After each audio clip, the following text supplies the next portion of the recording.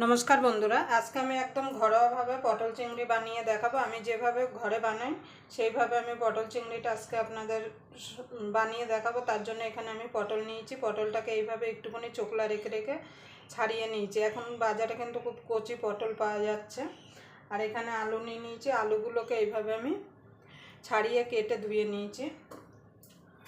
আর এখানে আমি 200 গ্রাম চিংড়ি মাছ ছাড়িয়ে পরিষ্কার করে নিয়েছি। চিংড়ি মাছের নুন হলুদটা মাখিয়ে নেব।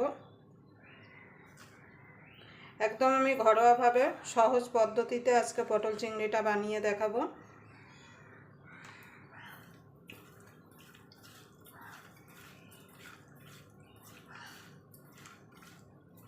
एबारे चिंगड़ी माछटा नुन हलुद माखिए साइडे रेखे देबो।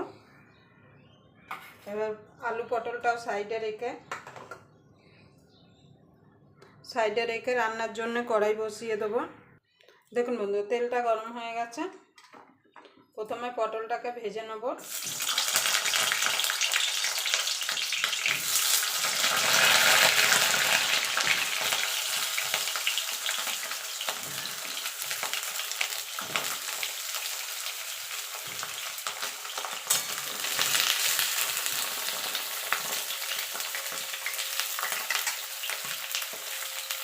सामान्य एकटुखानी शुधु हलुद नुन दिए देबो। हलुद देबो ना, हलुद दिले किन्तु तेलटा कालो हो जाए।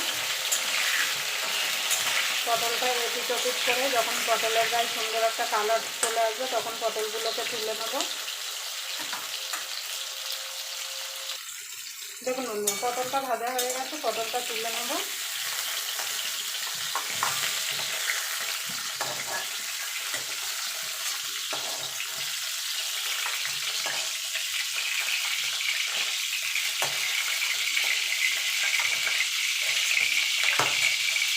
तेले आलूगुलोके भेजे नेब।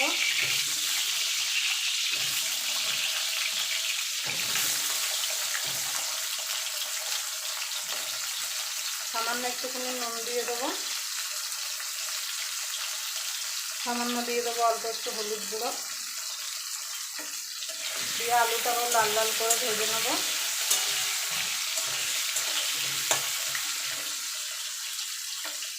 आलूटा भाजा होते होते एक मसला रेडी करे नेब। तार जोन्नो निये निয়েছি मिक्सिर जार। एखाने निये निয়েছি एक मीडियम साइजेर पेঁয়াজ मिक्सिर जारे दिए देबो। 1 इंची आदा और 6-7टा रसुन एकसंगे आमी एगुलो पेस्ट बानिए निये आसबो। आमी पेঁয়াজটা पेस्ट करे दिচ্ছি, आपनारा चाइले कुचिয়েও दिते पारेन। देखुन बंधु आलूटा भाजा हये गेছে, आलूटा तुले नेब।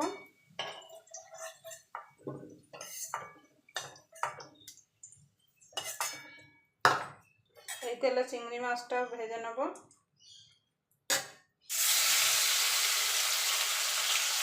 चिंगड़ी माछटा खूब भाजार दरकार नेই, माঝখানে একটুখানি নাড়াচাড়া করে নিলেই হবে। বেশি ভাজলে কিন্তু চিংড়ি মাছটা শক্ত হয়ে যাবে।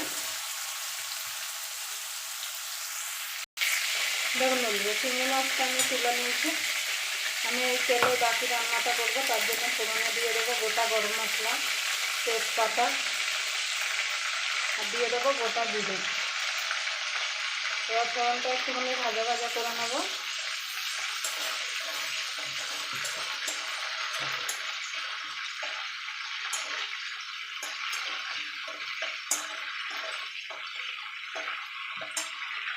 এখানে যে পেস্টটা করে রেখেছিলাম আদা রসুন পেঁয়াজ সেটা দিয়ে দেবো। দিয়ে এবার ভালো করে কষিয়ে নেব যতক্ষণ আদা রসুনের কাঁচা গন্ধটা চলে না যাচ্ছে। দেখুন বন্ধু মশলাটা ভালো করে কষিয়ে নিয়েছি। মশলার আদা রসুনের কাঁচা গন্ধটা চলে গেছে। এবার এর মধ্যে দিয়ে দেবো কিছু গুঁড়ো মশলা, হলুদ গুঁড়ো, ঝাল লঙ্কার গুঁড়ো, জিরের গুঁড়ো, ধনের গুঁড়ো, স্বাদ মতো নুন। ঝালটা আপনাদের স্বাদ মতো দেবেন, যে যেমন ঝাল খেতে পছন্দ করেন। রঙের জন্য দিয়ে দেবো কাশ্মীরি লঙ্কার গুঁড়ো। একটা টমেটো কুচিয়ে রেখেছিলাম দিয়ে দেবো। আপনারা চাইলে টমেটোটা মিক্সিতে পেস্ট করেও দিতে পারেন। এবার সব মশলাগুলো ভালো করে কষিয়ে নেবো যতক্ষণ মশলা থেকে তেল না ছেড়ে আসছে। সামান্য একটুখানি জল দিয়ে দেবো।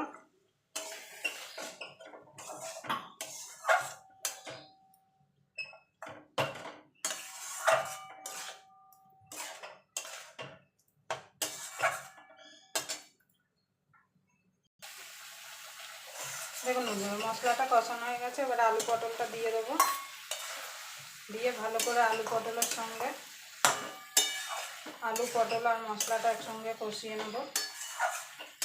আপনাদের যদি ভিডিওটা দেখে যদি ভালো লাগে তাহলে অবশ্যই একটা লাইক করে দেবেন, শেয়ার করে দেবেন, আর চ্যানেলটা অবশ্যই সাবস্ক্রাইবার করে নেবেন, আর পাশে বেল আইকনটা অবশ্যই বাজিয়ে দেবেন আমি যখন কোনো নিত্য নতুন রেসিপি আপলোড করব সবার আগে পাওয়ার জন্য। মিনিট খানেক ভালো করে আলু পটল আর মশলাটা কষিয়ে নেব। দেখুন চিংড়ি মাছটা দিয়ে দেবো।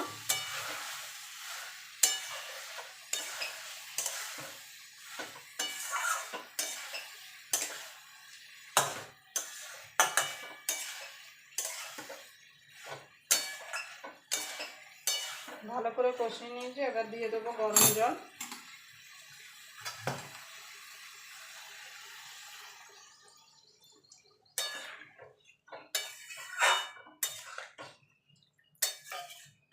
এবার এটাকে ফুটতে দেবো যাতে আলুটা পটলটা ভালোভাবে সিদ্ধ হয়ে যায়।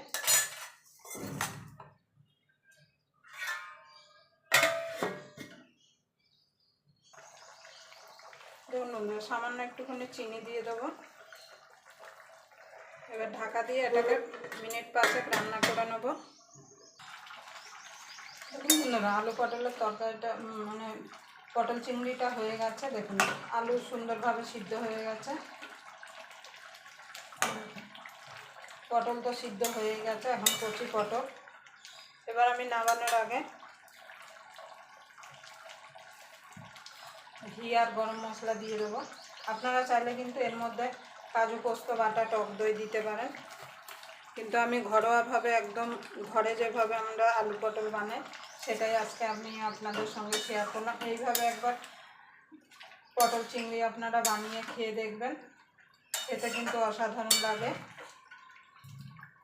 দিয়ে দেবো গরম মশলা। এখানে আমি সানরাইজ গরম মশলা ব্যবহার করছি, আপনারা চাইলে গোটা গরম মশলা শিলনোড়ায় বেটে দিতে পারেন, তাতে কিন্তু তরকারির টেস্টটা আরও বেশি বেড়ে যাবে।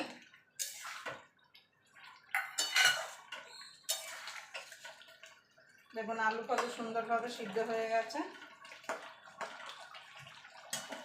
এবার আমি নামিয়ে দেবো।